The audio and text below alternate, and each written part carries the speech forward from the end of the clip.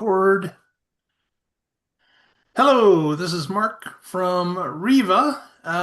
Welcome to REVA's Electrifying News, May 2026 edition. With me, as always, we have Mr. Ian Graham joining us from downtown Kitchener. How you doing today, Ian?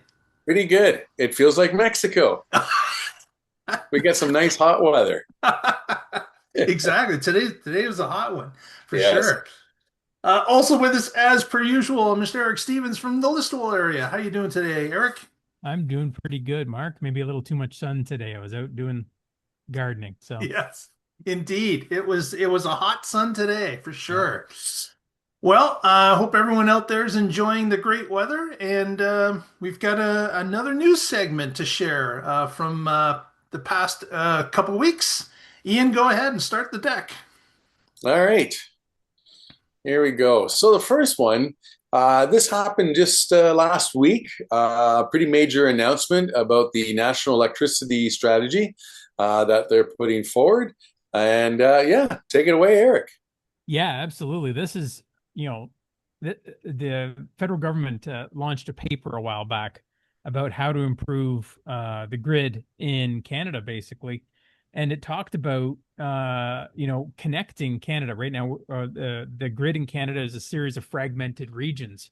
You've got kind of Eastern Canada, you've got Ontario, Quebec, Alberta, BC, and the northern regions as well too. Sometimes have their own isolated and separate sections of the grid. And this basically national electrical strategy is proposing to better connect through power transmission, but even enhance technologies for stuff that we were using as well too. Things like grid tied storage and enhancing green energy as well too. And to me, this makes a huge amount of sense because I mean, you take a look today, we've got regions like Quebec and even Labrador, which produce huge amounts of hydroelectricity, and they're largely exporting that to the U.S. today. Yet you see places like New Brunswick and Nova Scotia and the island of Newfoundland that are still largely running, coal-fired, natural gas-fired power, or Alberta as well too, which is running, largely natural gas-fired power. But right next door, BC's got a huge amount of hydropower, and a lot of their excess ends up being sold to the U.S. So I think this makes a huge amount of sense to interconnect Canada's grid and improve the resiliency of our systems and start playing on different regions' strengths to bring cleaner, better solutions to Canada. Yeah, for sure. This is like you said.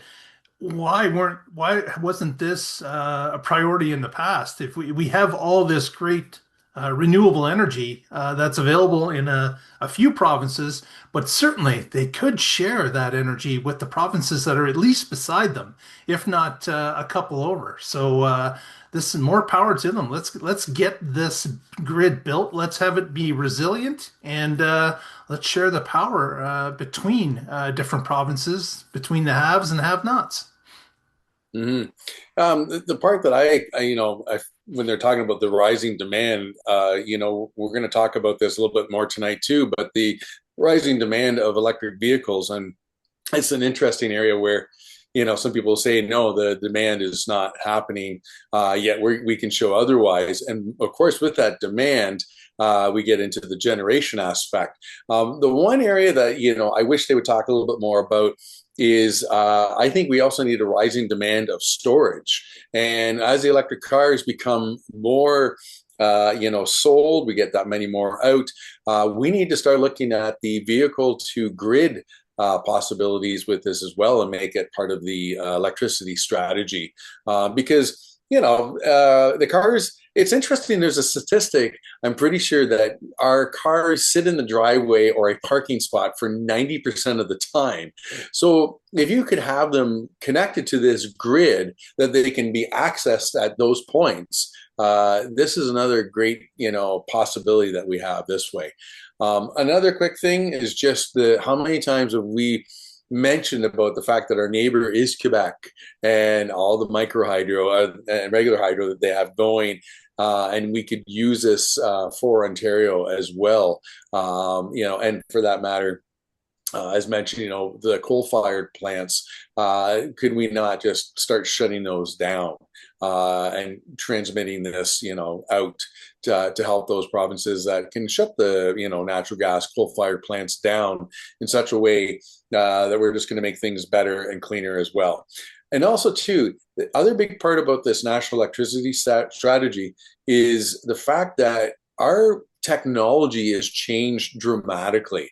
We did not talk about AI when we've been looking at solutions to these problems. AI is, I think, going to be a big part of this now. We're seeing it, even in our homes with battery storage. I'm seeing, AI is being integrated with the monitoring of the home system, but I think on a big grid system, we're going to see that much more brought into this as well, and hopefully make everything that much more efficient and reliable. Yeah, just on that note there, Ian, when I talk to people in the industry now about power generation where the stresses are in our grid, nobody today is really talking about electric vehicles anymore as an issue of being an issue on the grid. They're all looking to at AI and data centers as the big Yes. boogeyman in the corner that's coming now about the grid. So Yeah, exactly. So, all right. This one really surprised me when I heard about this. So, Yeah, unfortunately, this was a big deal for Ontario, for Alliston, Ontario, where the existing Honda plant is. They were going to add about 1,000 extra manufacturing jobs for fully EV vehicles that they were going to build in Alliston. Honda was.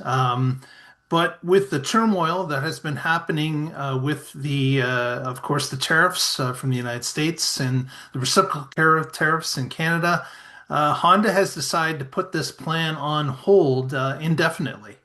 They're not going to move into the construction phase of this. They're just going to hold back and wait to see what's going to happen. Unfortunately, Canada is such a population that we would not be able to buy all the EVs that this Honda plant would be able to build. Um, Honda was betting on the ability to export probably 80% of these vehicles into the United States to be sold there as EVs. And of course, with the Trump administration changes to the EV policy as well as tariffs, Honda has come to the realization that that is not going to be something that they're going to be able to follow through.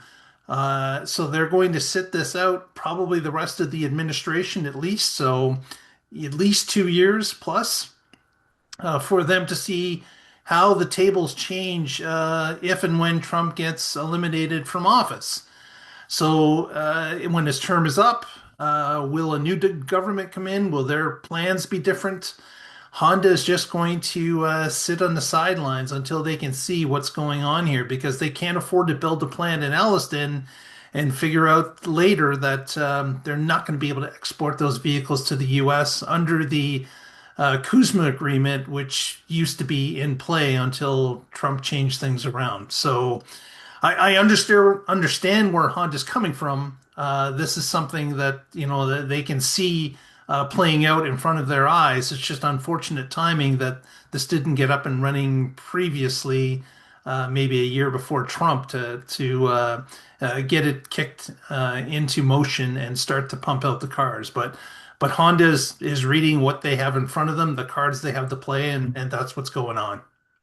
yeah, I think strategically this is a mistake. I mean, Honda's looking at, maybe this decision was made and these cards were put into place before, our current conflict in the Middle East and or journey or whatever the administration of the United States wants to call it today.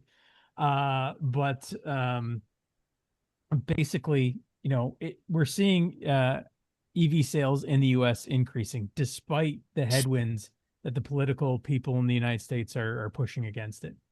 Uh, so I think strategically this is a mistake for Honda, especially considering, putting this into motion. And by the time it actually be producing cars, we're talking a year and a half, 2 years out. And so, to me, I think this puts Honda in general at risk into the future. their whole vehicle electrification strategy has put the company at risk, I think, because internationally speaking, that's where the world is moving today. And it sounds like Honda is just not willing to participate. Yeah. The one thing I wish Honda would have waited for would have been the November midterm elections, just to see where the political dynamics might shift to. Because I'm thinking that we're going to see an interesting midterm, and we are going to see some changes happening in that respect. But Honda, I get, the tariff aspect, and it does impact their business in a way. But then I'm also looking at it going like, there's a lot of other areas and countries that they could have looked to maybe, exporting these vehicles out to.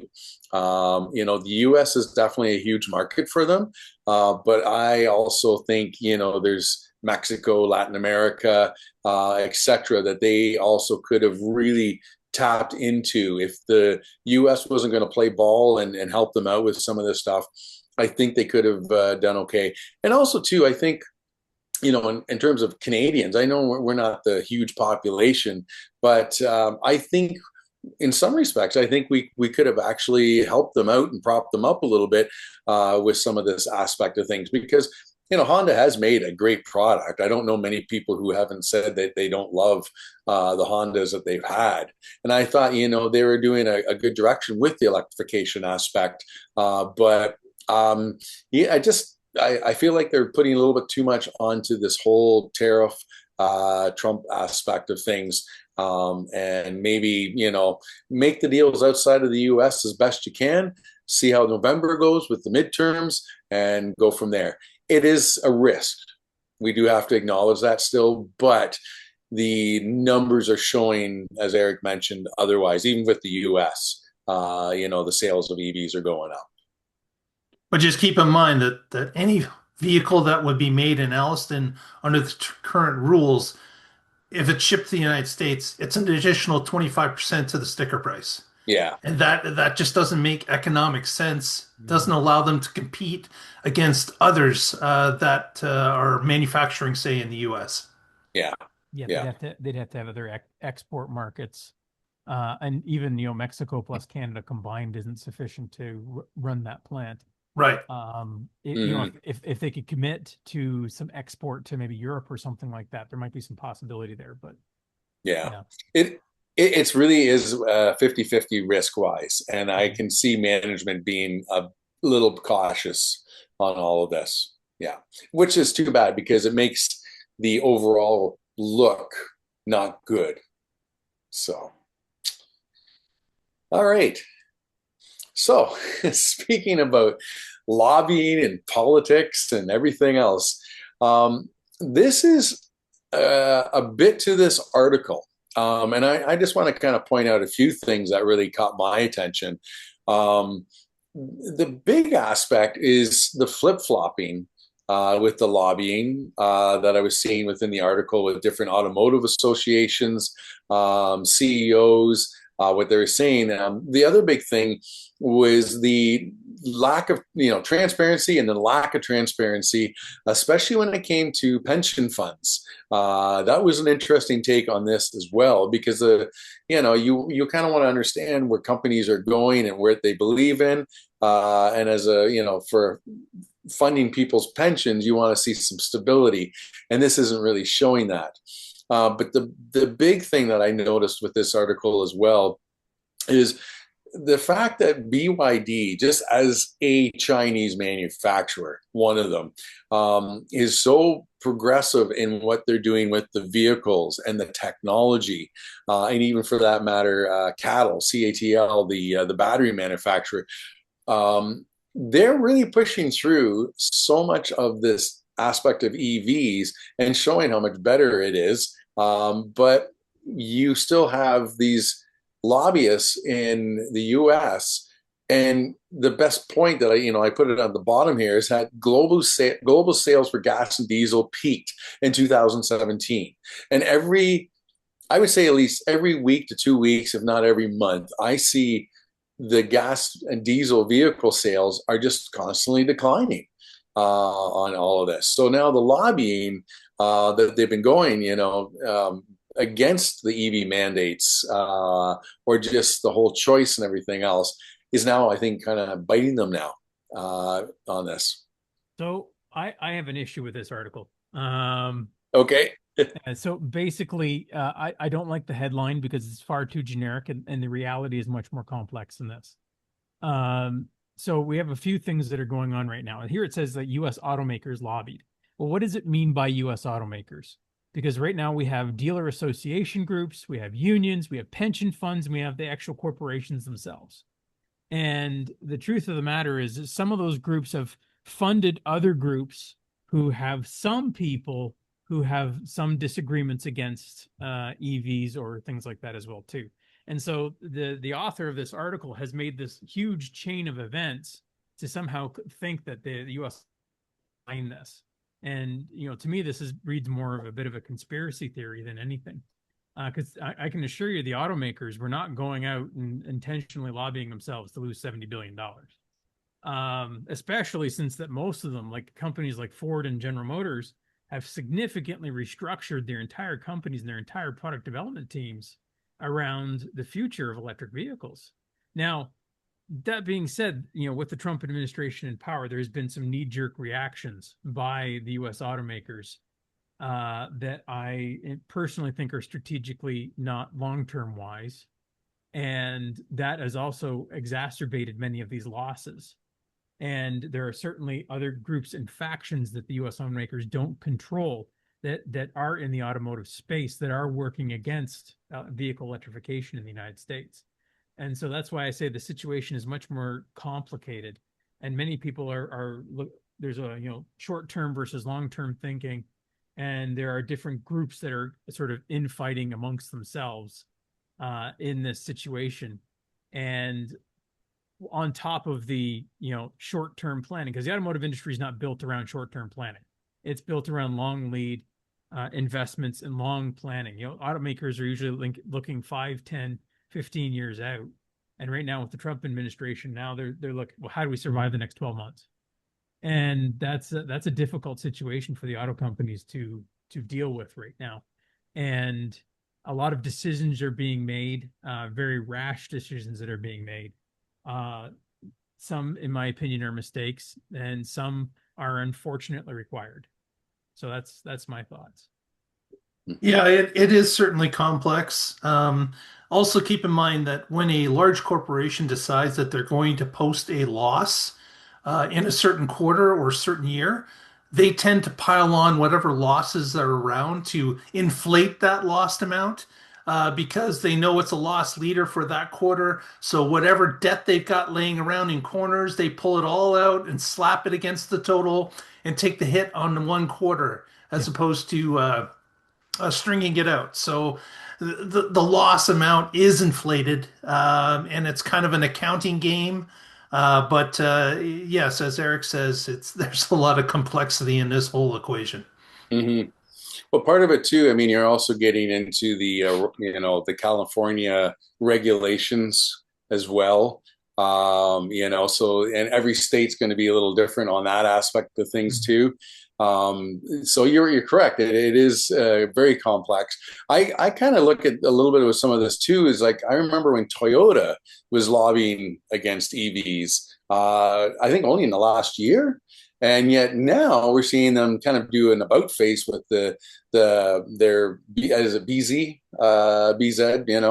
on that. And the hydrogen aspect is of course now it's funny. I notice it's still on their website that you can get Mirai.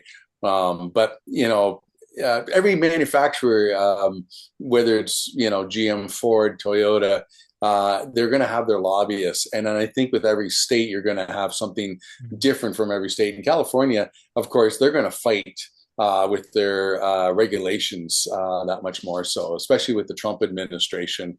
And to that point as well, man, we just made everything that much more complex, as we just saw with Honda.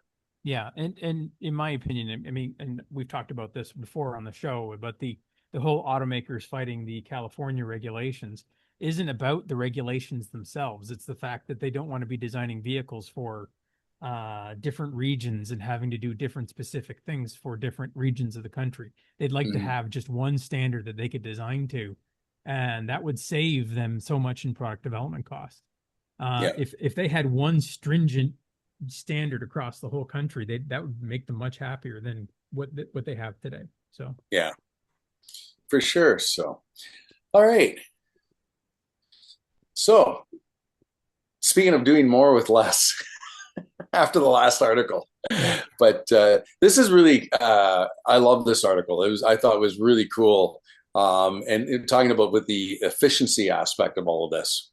yeah, there used to be this sort of the traditional way of installing charging stations is where, here's a case where this company's running school buses, and they're running DC fast chargers actually for their buses.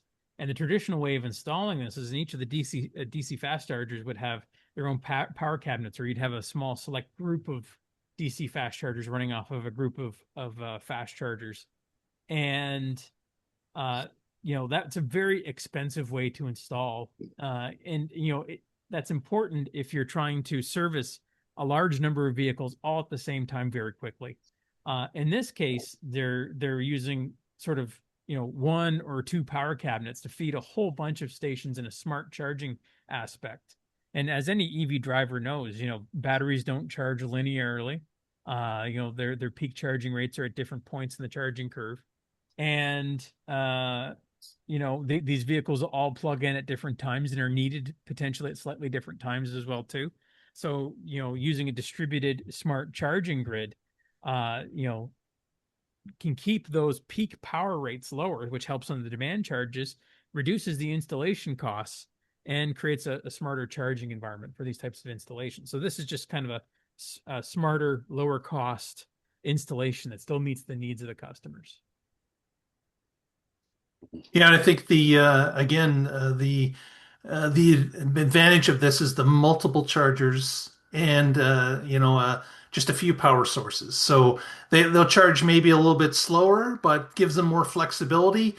If there's an equipment failure at one of the cabinets, you have multiple cabinets now. You don't have to worry about swapping one out as quickly because there are others to take its place, hopefully in the daisy chain. So it's a smart move to push the power in these multiple units. And I could definitely see from a school bus scenario where they've got tens of units to be charged through the night. Having them access a daisy chained charging system makes a lot of sense. Mm-hmm. And I can see besides the school buses, city buses. Is this a possibility that we could get more with the city bus? I think that's a big one as well, because it's going to be, in some respects, a very similar sort of a schedule. A school bus, of course, is more mornings, afternoons. I get that, but I think with a city bus, it is the mornings that we're looking for them, to get them out. They're going to run into the night, but this aspect of efficiency is going to make a big difference. I'd be curious to see this with delivery, if we're going to see this with delivery vehicles as well. I'm sure this is going to happen too. Yeah. I could see a lot of applications for this, Ian. Yeah. Yeah. Um, Even certain charging sites, public charging sites could benefit from something like this. Maybe not a Highway 401 rest stop. That might not be Mm. the ideal solution for something like this, but for some sites like a shopping mall or something like that, that might Yeah. be acceptable too. So Yeah, exactly. All right.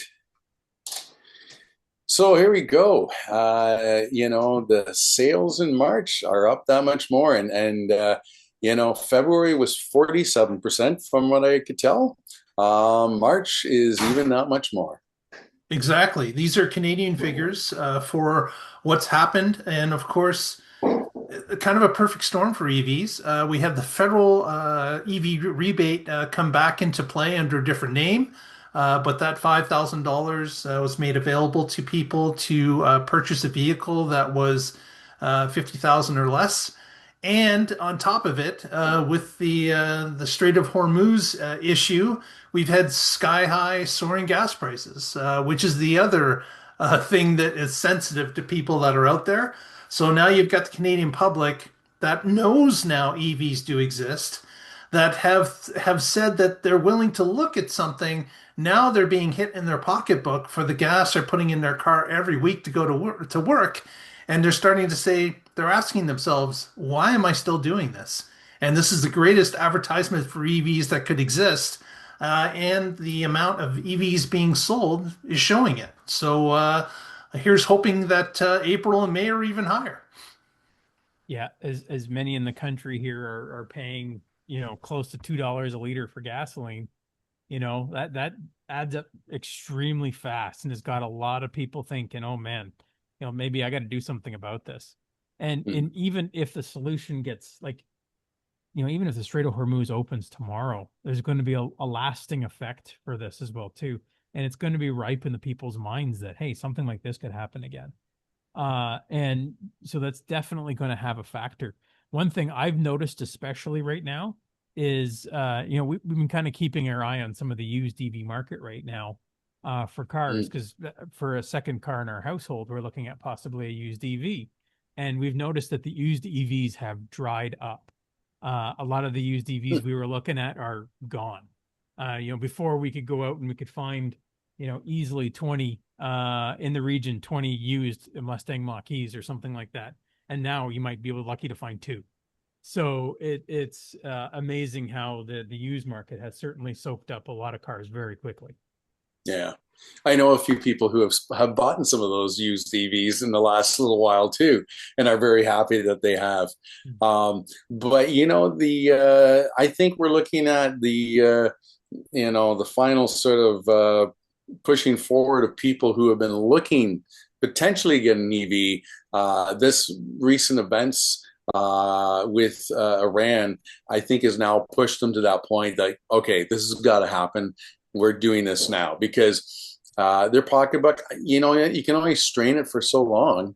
And I'm thinking too, some of the people who commute, oh my God, that's got to be a real hard, difficult thing for them. Like, oh yeah, I'm fine. I can get by with $1.20, for gas. And here we are now, like getting close to that $2 range. And it's just going to tighten way too many things. And I'm interested to see, what does this also mean for again, back to the gas and diesel sales of cars? How many people are really considering that now? Not even so much they're looking for an electric vehicle, but if they were looking for a new gas or diesel car, they're just going to keep holding that off and making what they can run as best they can for the time being. But if anything, you know what, this has also probably gotten a lot more people to do proper research and to talk to actual electric vehicle owners, rather than just sort of believing whatever has been sort of told to them through the myths and everything else. So I think it's great to see that we're going to have some true dialogue about what it really does mean to own an electric vehicle, and especially with today's technology. We're not dealing with 180-kilometer range Nissan Leafs anymore, right? So, and how many people are showing that they've done extra long trips? And the reliability. So I think that the truth is starting to finally prevail. All right. So this is our last article for tonight. I thought this was really interesting, talking about the technology improving so much. Eric and I, you and I both know that we have watched this, solar technology change dramatically from the 100 to 200 watt panels to now 600 watt bifacial for pennies on the watt. And I love this article that the Toronto Star did. And it basically, there are 10 places. I just showed 5 of them here that I thought were kind of interest. Couldn't fit them all in this little spot. But the Rogers Center, it's massive. And I'm sure, you're going to have people say like, well, how do you get this onto the dome when the dome closes and everything else? And yeah, I get that whole aspect of things too. But this could, do quite a bit. The Toronto Zoo, just, even the parking lots, that I love this one with the Toronto City Hall, because I think City Hall in Toronto, politically wise, there's been a push to the politicians really to question the aspect of nuclear and what other could we do with the solar aspect. And then we have the lovely Science Center, and that one's you know help heat the spa. Yeah.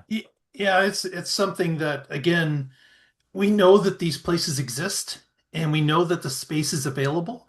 And now that solar has gotten so much cheaper over time and continues to get cheaper, it Yeah, makes complete sense that some of these public and private places should be lined up for solar because they've got the room for it.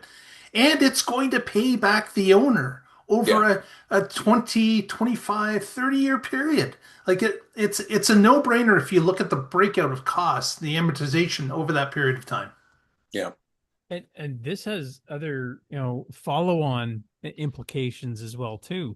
Like installing the solar, the payback, that all makes sense. That's all very accurate stuff. But on top of that, I mean, I don't know how many people remember, but several years ago, downtown Toronto was having power issues because they couldn't get enough power into downtown. And this could help alleviate some of the transmission stresses that happen under those situations as well too, because now you'll be able to generate on a micro scale generation where it's being consumed as well too. So this helps alleviate power transmission. A lot of people forget that power transmission is a very big part of the cost of our grids today. And so being able to generate power where a lot of it is being consumed can help alleviate a lot of stress on the network as well. yeah, Especially if it's managed well and smartly done, which it very well can be done today. yeah. One quick little final point on this as well is all the condos, all the balconies that you could put solar panels on. Germany is big on this now. With any of the new builds, they got the panels on that aspect of it. So there's lots of space there as well that can be done. And the reflection of the water will make it actually interesting for them in that part of it too. So yeah, Exactly. yeah. Let's do a couple quick shout outs. Let's start with Ian for the end of the show. Just it's 2-0 Montreal, and you know what? I'm a little sad to see. Like we'll see what happens. The game is not over, but both teams deserve to go on. It's been a great series. I'm happy for Buffalo to get as far as they have. Very good. Eric, anything from you? Yeah, I'll just echo go Habs. I hope they do well.